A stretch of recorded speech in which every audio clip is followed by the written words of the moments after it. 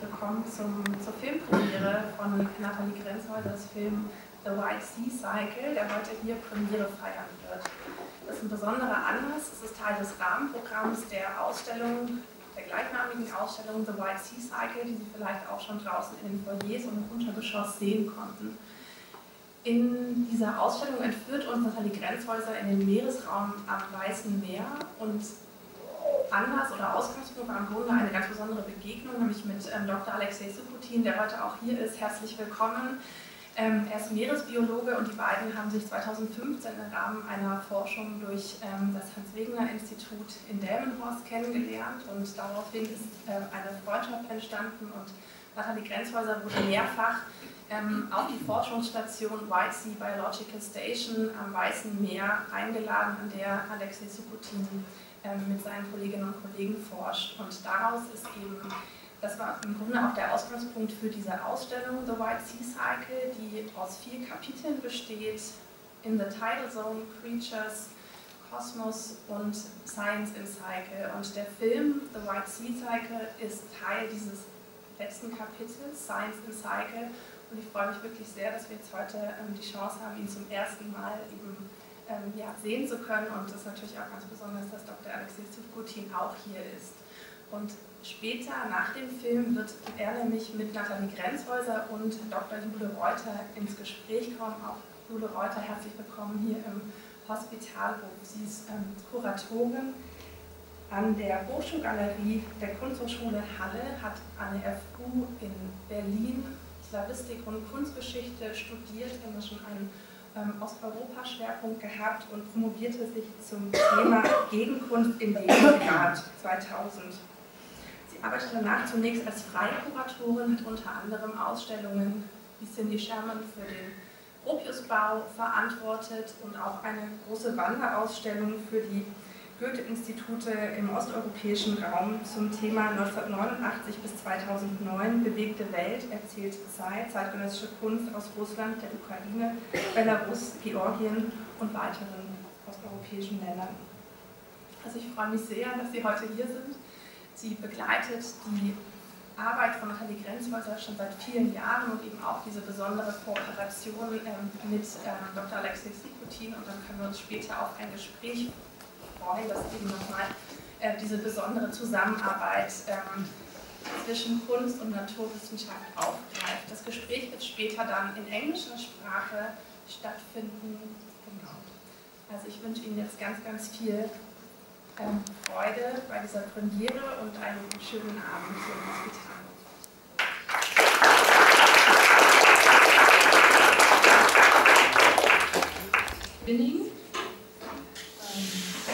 Thank you for the invitation of Hospitalhof and for the kind introduction by Marie-Luise Zielonka. Now it's my part to introduce Nathalie Grenzhaeuser and Dr. Alexei Sухотин to you. After that, we will have a talk together. I prepared some questions, and I think after this we open the discussion to everybody. Nathalie Grenzhaeuser, she works and lives in Berlin, and today I've heard she was born in Stuttgart, and here are some guests from the kindergarten and the school, so it's great. Nathalie studied art at Städelschule in Frankfurt in the class of Hermann Litsch until 1997. Traveling to remote places was an early part of her artistic practice. One of her main areas of interest is the landscape. In 2005, she visited Spitsbergen in Norway in the subpolar circle for the first time. She stayed on Spitsbergen once again as part of an artist residency in 2006 and 2009. One result of these days was a work complex, the Arctic series. It was created between 2005 and 2016. This work relates climatic conditions and human use of the Arctic to each other. Her work in the subpolar circle was followed by artist residencies in Havana and Cuba in 2013, 2014 and 2016. In 2018, Nathalie was invited by Dr. Alexei Sukhotin to the White Sea Biological Station in Karelia in Russia.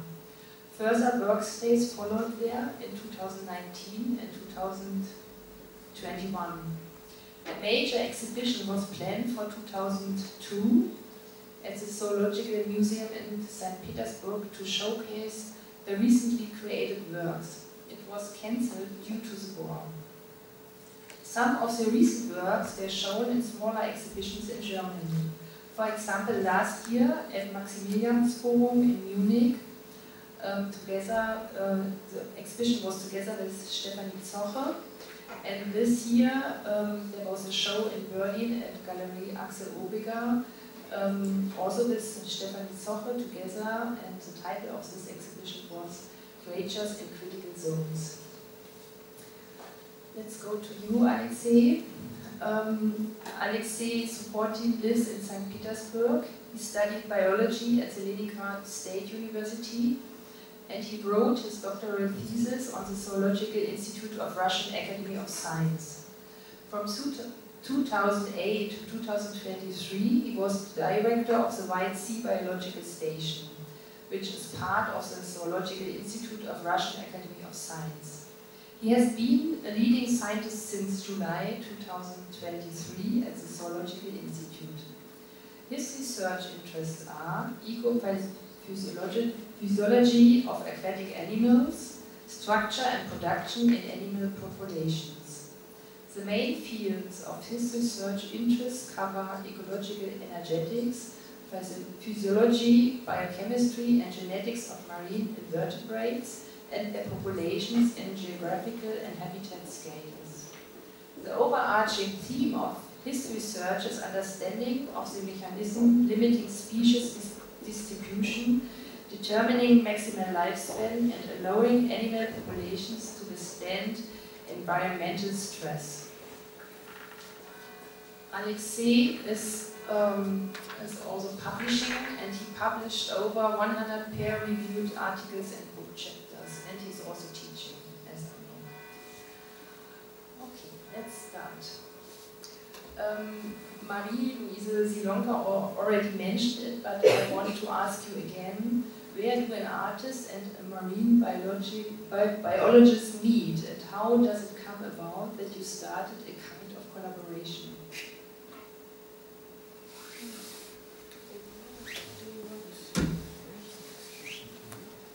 Okay. Yes, it works.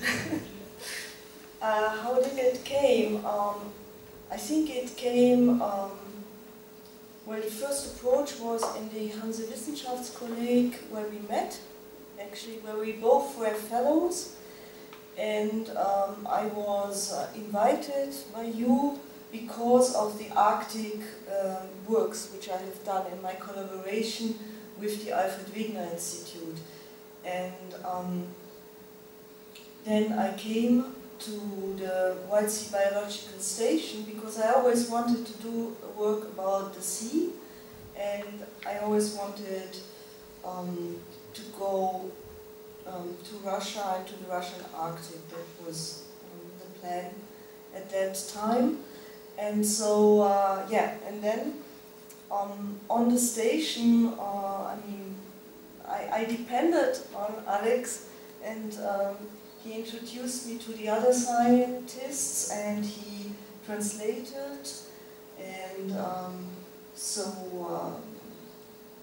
yes, I mean, it was just we didn't plan that. Actually, it just happened. Yeah, maybe you want to say something. Yeah, just a little addition. I have invited Nathalie because I saw her work, a big work, which was presented to the Hansewissenschaftskolleg by her. It was a work from Spitsbergen. It was a very nice photograph, and I liked it very much. And then I asked who is the author, and found out that Nathalie wanted to continue work in the Arctic. So that was a good reason to return back to the different site and you know, to go on with that And Nathalie wrote a nice proposal about work about the medusas, and we evaluated that. She got the invitation, and finally this project developed into different areas, as you saw here in the film. Nathalie, Alexei invited you to come to Kartesh in Perth 6 years ago. Now we see the most extensive exhibition of works to date in the Hospitalhof about your experiences there. I would describe the White Sea cycle as an opus magnum. It contains 4 chapters, we already heard about this. Before I go into this in more detail, I would like to ask you a general question. You know what I mean. Was there a main question or interest at the beginning, besides the interest of the Arctic in general? As I said, the interest was the sea and our approach. It was kind of, for me, it was kind of a continuation in investigating landscape from a scientific part, and I was thinking about how to deal with this, and in a different way as I have done it in the Arctic, and then well, as I always do when I get invited, I make a research, and then I saw it's about invertebrates, and a lot of these invertebrates are very old species which have existed millions of years before us, and so the time aspect came into it, and I was very much excited about that and or interested. And also the morphology of these animals, and yes, and I have already started also in the Arctic to make a special approach to science. In the Arctic it was less the handlings and ways how to do it. It was more about the measurement systems and the devices which you need for the science. And infrastructure. Yeah, and infrastructure as well, yes. Alex, and what expectations did you have when you invited Nathalie as an artist to your research station? Was she the first artist to visit and stay with you and your colleagues? No, Nathalie was definitely not the first artist who came to our station, but Nathalie appeared to be different because in all previous cases, well, we had an experience with the artists. They once in a while come to the station because the landscapes are beautiful, and sea animals are also very interesting, and they make works, but mostly documentary. And also we had movies before, the films about the station, and all of them were absolutely documentary, which is different. What is different with Nathalie is that this is an art piece which only partly or maybe not completely documentary, and it should be seen as an aesthetic project, and the photographs which she produced are also aesthetic but not biological. That's what I would say. Nathalie, you told that you were interested in the sea, and I think for both of you, the sea is the main protagonist, but with different perspectives. It seems to me that for the researcher, it is the habitat of the creatures he's studying and the space he has to work with. For the artist, it seems to me the sea is a multi-layered space whose complexity you want to find expression for. And maybe, or perhaps, it's for both of you also the great unknown. Alex, what is special about the White Sea from a marine biology perspective? For example, in comparison with other seas? Can you tell us some aspects? Oh of yes, this? I can tell that the White Sea, definitely the White Sea is special. It differs from most other seas because it combines the features of an Arctic and of a temperate sea. So it is so strange. It has very specific hydrological structure. It has two layers. The White Sea is a big basin which has two layers of water which almost do not mix. The upper layer, which is like 70 meters or something, it is a kind of warm water, although it freezes in winter. And the bottom layer, which is 300 meters, it is an Arctic waters. These waters never have temperatures above zero. It's always negative temperatures, and the seasonal variations is very, very, very small, tiny variation, just 1 degree. And these waters are inhabited by Arctic animals.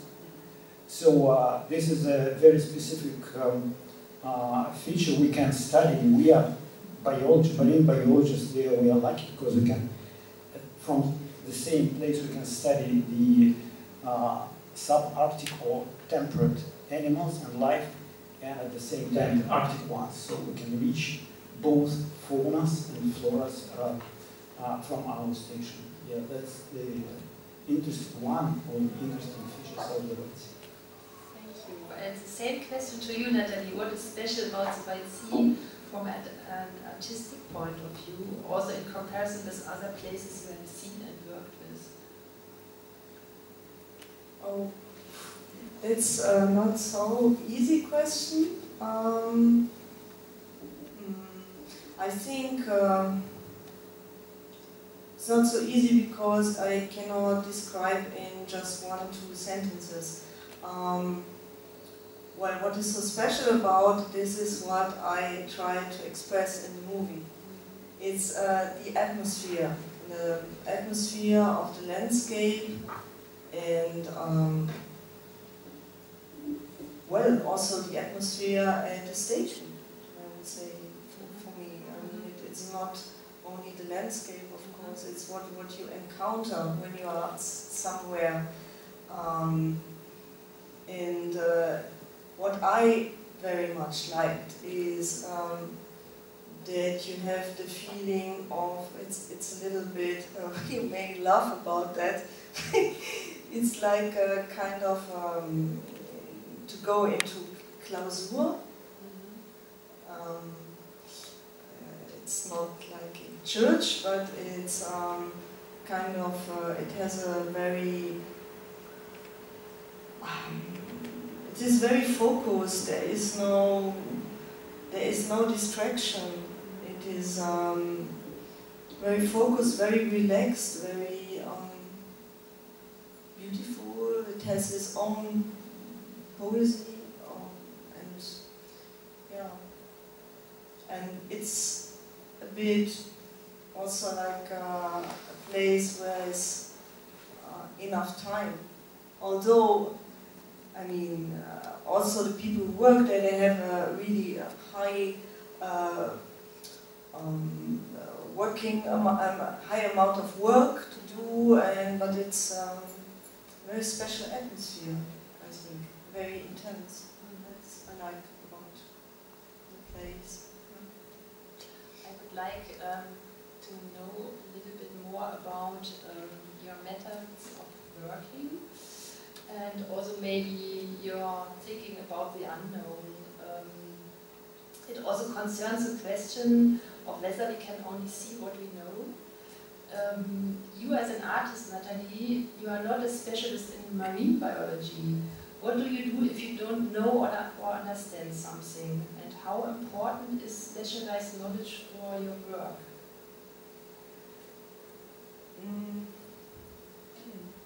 Let me think a minute. Not a minute, but some seconds.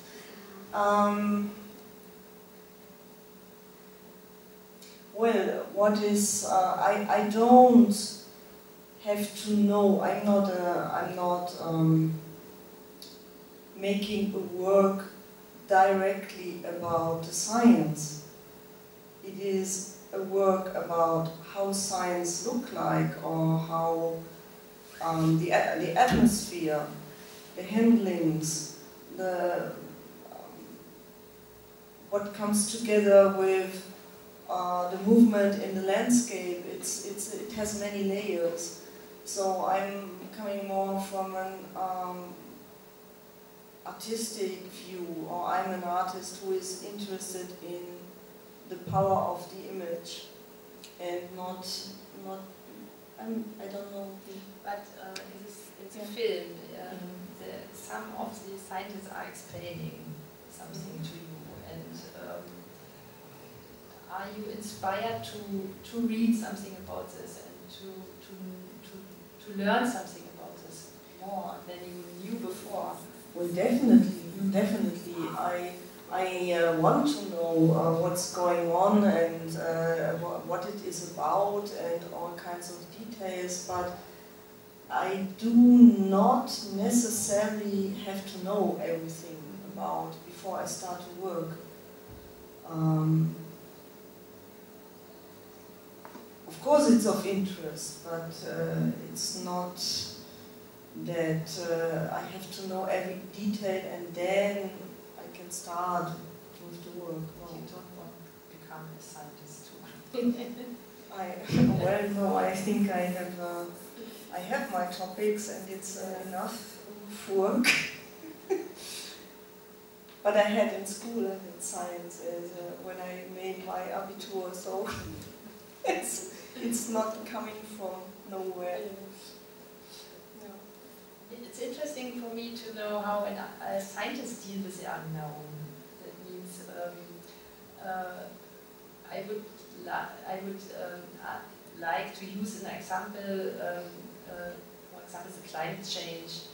Were there signs before awareness of it arose, or do you as a scientist know about climate change and adapt your research questions accordingly? That means if you are searching about species and they are adapting to climate change, you have this question before and find the results, or you find results and then you ask where they come from, or is it both?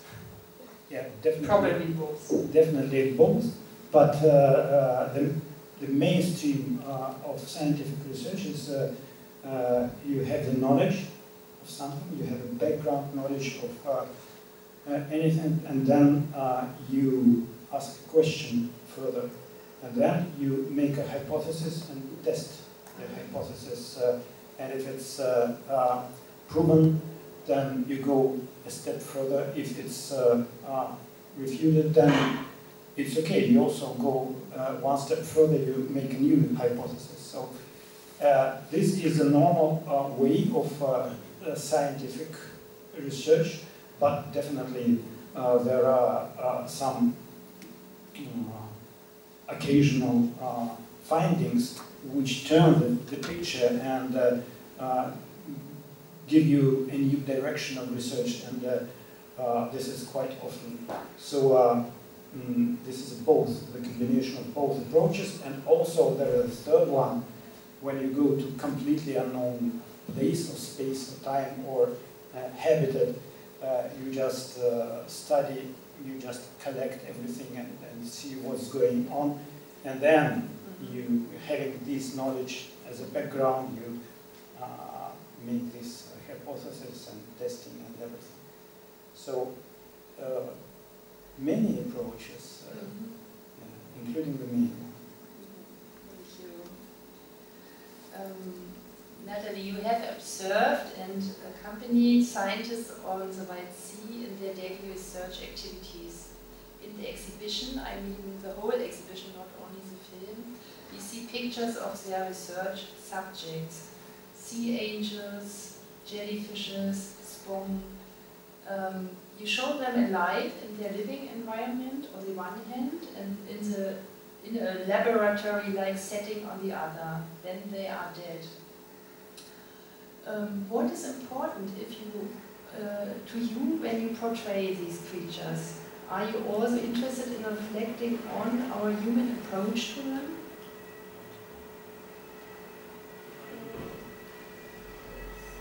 Well, what is the main thing when where I start is what are the principal associations I get when I have tons of images. I make a lot of photographs, and then I choose from maybe 20 or 51, and this should be the one who has the most precise special expression. It's like a portrait of something, what I'm doing.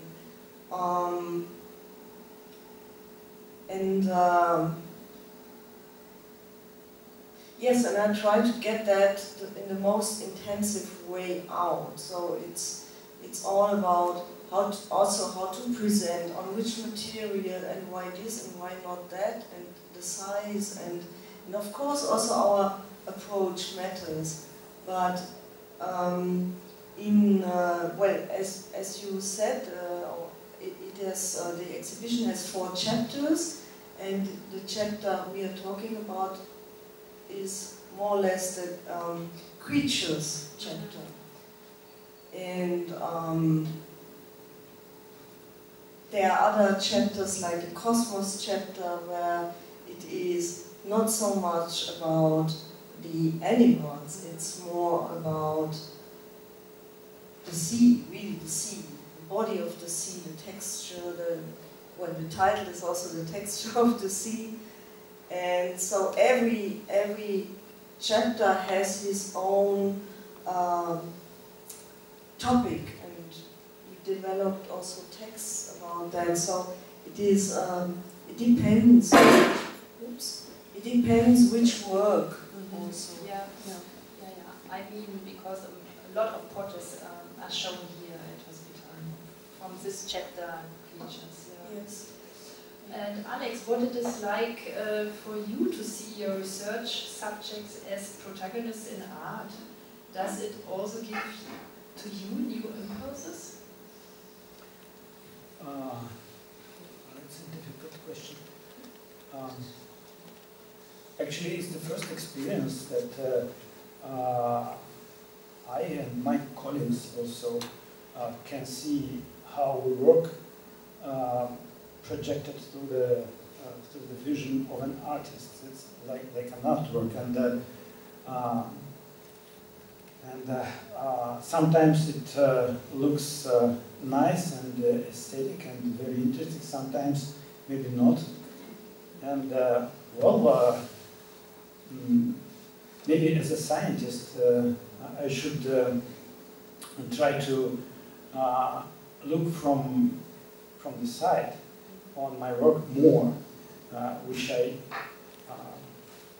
do rare. So the artistic view and approach can bring more, I think, the more dimensions to what we are doing.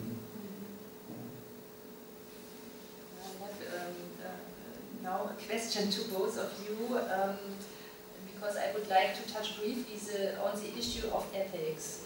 Nathalie asked one of your colleagues in the film whether the marine animals being examined feel anything. Was that a point of discussion between you? This question, is the animal feeling something? Is it allowed to do this for you and for you? I mean, we have this ethic discussion about the rights of animals and so on. Shall I start? Okay. It was not a big topic, but well, it was, well, maybe once I asked about when you are making your own research with mussels, but it was especially here in this scene from the movie where it was about the sleeping behavior of sea angel, and you could see that the brain function was analyzed, and there it was for me like a question, and that's why we put it. Also, we decided to leave this little dialogue in the movie because I thought it matters there, especially. So, but it's not a huge topic. I mean, it's clear you cannot, you cannot make science without. If you investigate the animals, I mean, well, maybe you want to say something. Okay, this is definitely an issue. The ethical problem is important in science, and there are national and international commissions that really watch that. And there are rules, written rules, how to work with animals, and what other procedures are allowed, what not. And in order to publish your research, you have to really follow those rules and prove that that was the case. But this mostly is developed for mammals like mice and rats and rabbits and apes and monkeys and whatever, many other animals. There's a lot of research, but not anything with fish and invertebrates. And we work with marine invertebrates, and we basically think that they do not feel pain or something like that. They definitely have a nervous system. Some of them have a pretty highly organized nervous system, but at the moment there is no restrictions and rules and research showing that they feel this pain. So unless there is proved otherwise, we keep our work like it is, but we will definitely change if it's proven. Yeah, and it's also, I mean, like Dr. Panchin said, we also eat fish and oyster. I mean, it's, yeah.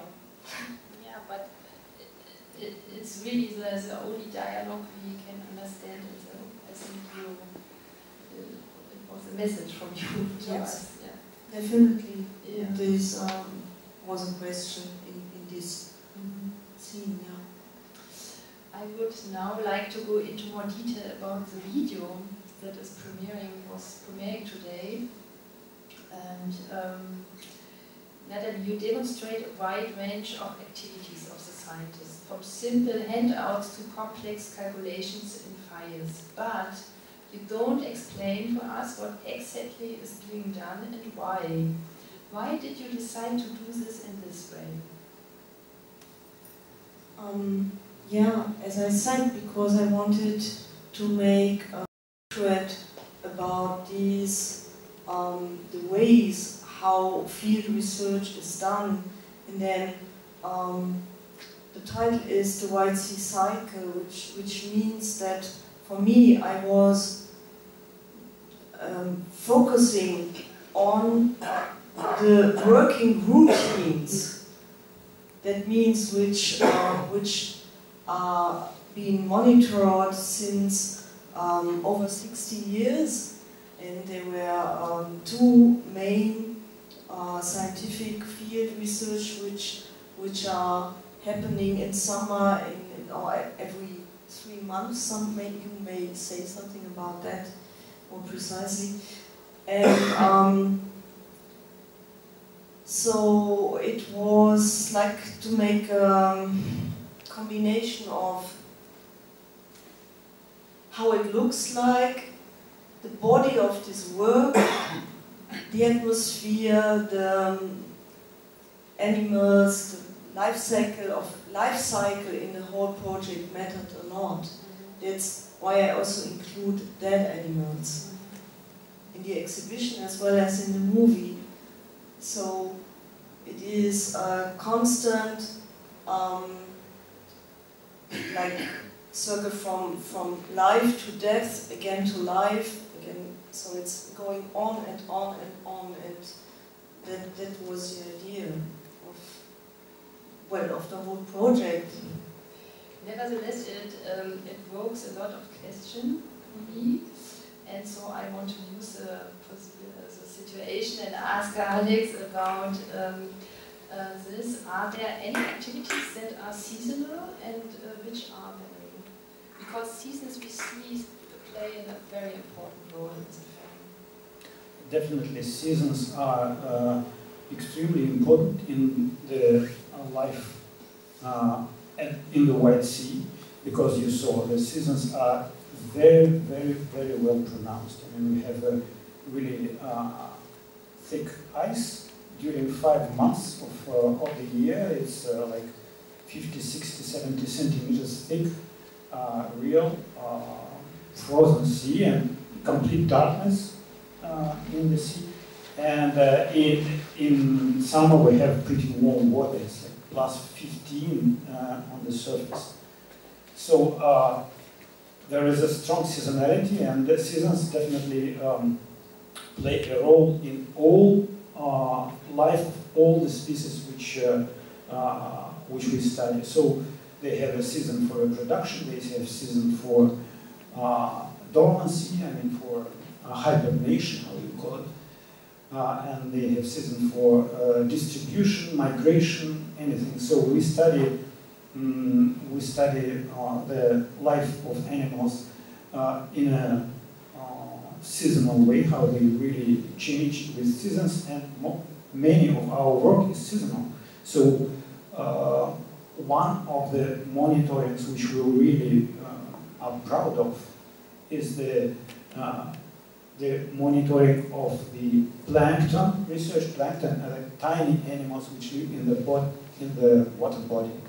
You know, small crustaceans and other animals which you saw in the movie, by the way. So the monitoring is means sampling every 10 days. Every 10 days in winter and in summer, and it was shown in the movie.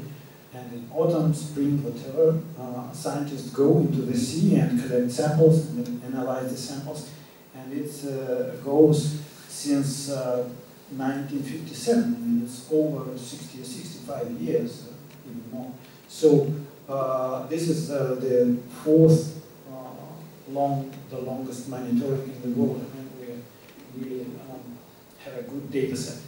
And this means that every season is important. So we study our animals in every season of the year, and then we know how they really live.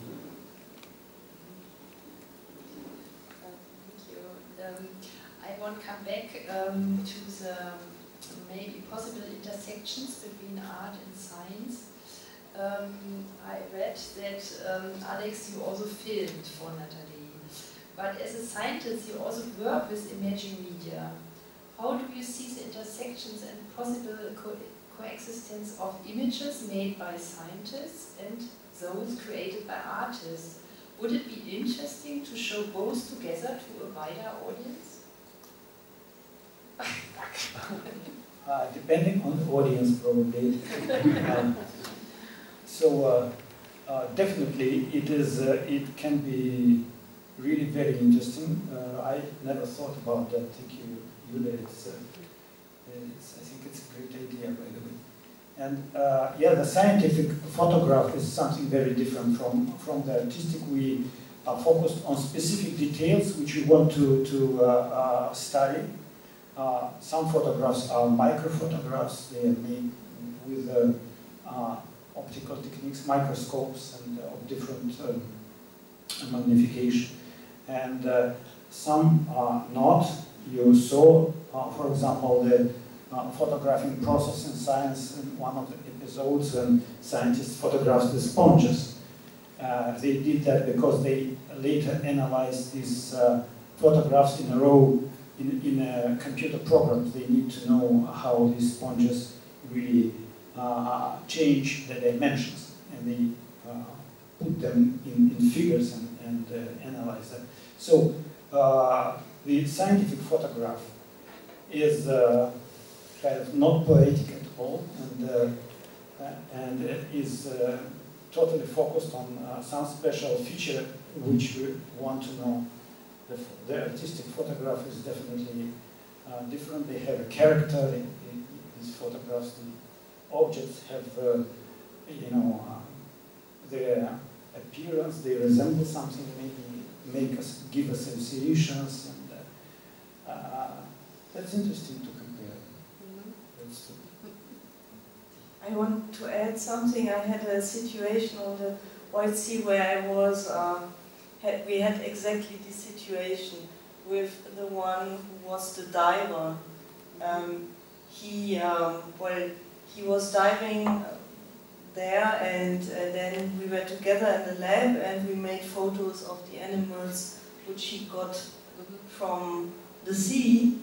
And it was very interesting. He was very, very quick and very focused, and it was really like done quickly, and I felt like it was very funny how he worked and how I worked, and also the results. But it was just an experience we had in the lab together, and not shown to somebody, but it was very interesting.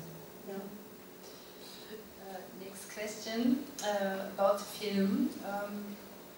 You already mentioned it, that it is not a classical portrait of the researchers, but rather a portrait of the processes involved in research. However, I can also derive characteristics of the habitus from this. He, she, the scientist, must be patient, have good eyes, work precisely, have robust health, and should be a team player. What was their intention? And which features did you want to show us from the collaborative work, scientist work, daily work, daily being? Yes, it was definitely a daily being, and also the atmosphere between the people also, and during the working process, and small details which are normally never mentioned and are of interest, but also there are repetitions. It is work. I mean, it's has his own like things which always mention is things like size, temperature, counting of things, washing of things, and there are many processes where you have the same. Always the water matters, not only in the process but also in the animals itself. And I found it also very interesting that a lot of these invertebrates are transparent or translucent and contain a lot of water themselves. And so, yeah, well, water plays a huge role also, and yeah, and yeah, certain movements which are dedicated to the processes, what has to get out of the water, what has to be filled in some jars, or what, I mean, these things matter. May I add something? Yeah. Yeah. I would like to make a little addition about the features and characters of the people which are there at the station. The thing is that the station is remote, is indeed pretty far from civilization. We do not have a road to any other village, or I don't know, we go by boats, and the nearest little village is 30 kilometers. So we are kind of in the middle of the nature, and it's a kind of small place where people live together. I mean, they do not only work. Like here in the institute or in the university, you come in the morning, you work, you go back home. In the evening, in the station, you work together and live together. So, I mean, go visit the same canteen and use the same facilities, whatever, and you meet every day for many, many hours beyond the working hours. So there is a selection of features which allow people to really live for long months in a small place in the nature together, and you know, not only work together, but you know, react to bad weather, disasters which happen, and you celebrate something together. It definitely makes a special feature to this special how do you call it, mask to all this team. Thank you for this addition. One question again about the portrait of the scientist. I'm an art historian, and so I also see this film in the tradition of Ákos, who made portraits of people from most diverse social classes and professional groups in this big work, people of the 20th century. Is there maybe an inspiration for, is he an inspiration for you when you think about portrait? Well, it's definitely, I have seen many exhibitions where I know his work, and I could also mention a lot of other artists, not only in photography, also in film and in painting, which matter a lot. And I think every artist has his or her life where all these influences come together, and they are all working inside. I mean, everything what had a huge power, it will go into the work also. That's what I think. For me, people like Diane Arbus play a huge role, for example. Or here, specifically, it was very interesting because before coming to the White Sea in 2018, I have seen an exhibition from a French filmmaker with the strange name Siegfried. And I have never again seen something, but I have seen he made a film about the East, about Russia, and about the Far East. And it really blew me away. I mean, it was really very strong and powerful. And so this definitely, through this movie, East from Siegfried, Kino Gama, it's a production company, I think, I was very much influenced, and he had focused, there comes the idea to focus on the hands and to make this really close-ups, to create an intensity and an intimacy, maybe also, that you're really close, you're really looking over the shoulder, or you are with the people in the field. And yeah, so it becomes really like you can feel the cold, or you can feel or see the dirt, or, I mean, it's very, how you say, body, or körperlich, in English? Physical. Physical, yes, of course. Physical, yeah. Yeah, when I saw the film today, I had a new question, not prepared for today. How dangerous is it there? I inspired me to think about this. It looks so calm and contemplative, but you mentioned the weather and the cold and the darkness.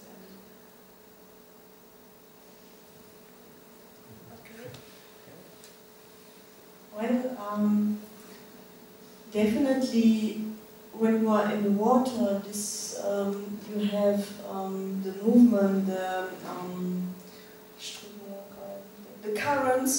currents, and that's why well, that's definitely something which is can be dangerous, and I was always watched, and in the beginning I did not think much about it. I was more concerned about the coldness, but I was very much prepared for that. And also because normally I'm a person who is afraid in deep water. And I was alone in the water, and it was good, and with the camera you forget these things, but it's important to be watched, so I could not go whenever I liked there. I had always to wait for somebody to go with me and to can watch me, and yeah. So that was for me probably the, or just to go, for example, in winter times, straight into the landscape. I mean, I had a special experience. It was not in the landscape, it was just on the station, and I just went off the scooter, because in winter you go with scooters, with snow scooters, and I got on the false side, because you have seen there are wooden paths on the station, and they are important. Also, and I went on the wrong side, and then I ended up in the snow like until here, and they had to take me out. So, and it can be difficult, and of course, I mean, that's clear. Yes, and definitely Nathalie, when came to the station, she signed a form, a special form that she takes all the risk on herself. So, yeah, everybody does that when it comes to us. But yes, there are dangers, of course. Well, it's a sea, and there are storms in the sea, and there are currents in the sea, and there are rocks which are also can be slippery and anything. Well, we have bears and wolves just at the station. We see them once in a while, and poisonous snakes too. So dangers are everywhere, but you get used to live in this and can manage. I want to add, I mean, I was a bit prepared because I have been working in the Arctic, and that was really a major topic there because of the polar bears, and that was a big thing, security. So compared to that, I felt quite safe at the White Sea, and I always thought that you make jokes with the bears, but on my last stay there was this nice dog, which is also in the film, and he had really like the whole thing of he had a fight with a bear, he was wounded, and you could really see yeah, well, the tatze on his body, and it was huge. And I was So really you like, realized where you are. okay, it was not a joke. Okay, so I will finish here with my questions to you, and want to give you the opportunity to ask, and maybe I come with the microphone. Oh.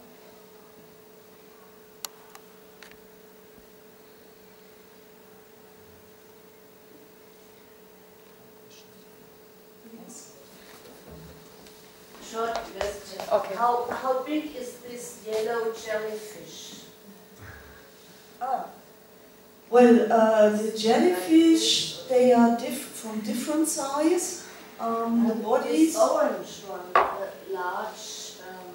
It was quite big, maybe like this. Like this. 50 centimeters. No, like this. Like this.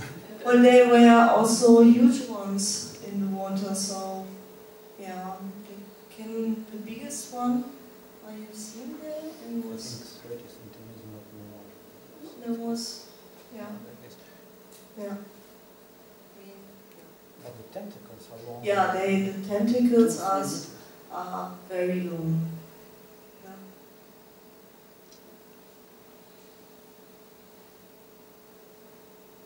No questions? Yeah, there's another question.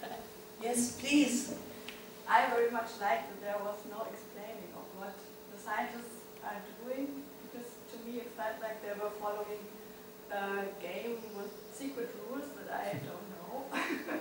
And that part I really liked, and I thought maybe that's a connection between the process of a scientist and the process of an artist, because I think play is a crucial part of the process of an artist, and I was wondering if play is also part of the process of the scientist, because I think play opens up new connections that you wouldn't have thought before.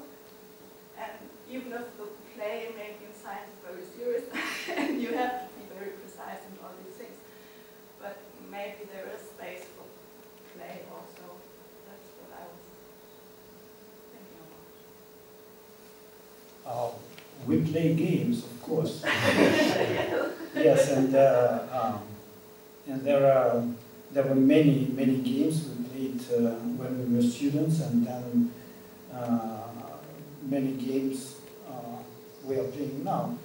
It is definitely part of work, and not work, sorry, part of the life, and that's how you sometimes spend your time with friends. And maybe you're right, I never thought about the use of games in the scientific research. Maybe really develops the brain and gives a creative thinking. Thank you. More questions? Yes, I think Jule, you also mentioned or asked a question already in the little booklet that we made. You can take it, it's outside about the exhibition. If there's going to be another kind of chapter of the White Sea cycle, there's got to be some more cooperation, or will you return to the White Sea biological station at least to show the movie to the other scientists? That's the question. Yes, well, definitely. I will, you will show the movie to all the people who are involved, and I have plans to continue also. Also with the I have still a lot of material. This will probably be more in photography, because I have done a lot of film work, which you can see also in the exhibition here. And as far as I see it now there will be more like photographic work. And I have already started really very small approaches on another scientific project. It's more an ecological land farming, in ecological farming, and this is a project in Mexico, and yeah, and I plan something similar. I plan to make a movie also about this, about Xochimilco. It's the name of this place where there is this ecological farming, and this matters really a lot for the city because it's in this floating garden area, and it's a huge topic also from the water, concerning the water, and yeah, many ecological problems matter there. So, but this is of course another another step to another topic. But I also can imagine, as I have done, for example, in the past, I have done a project about the Arctic, and I have done projects in the desert zones of Australia, and I made a publication of both of these projects, and I could very good imagine to make maybe also a publication of those. Sorry, excuse me. Of those two projects, maybe, or just about the White Sea. We will see. I don't know yet, but definitely there will be continuation. Yes. If there are no more questions, I want to congratulate Nathalie for the film. I've seen it for the first time in a big screen, and for the exhibition.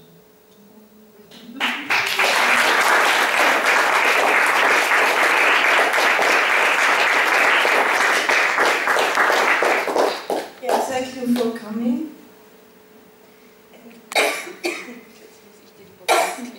Yeah, so sorry,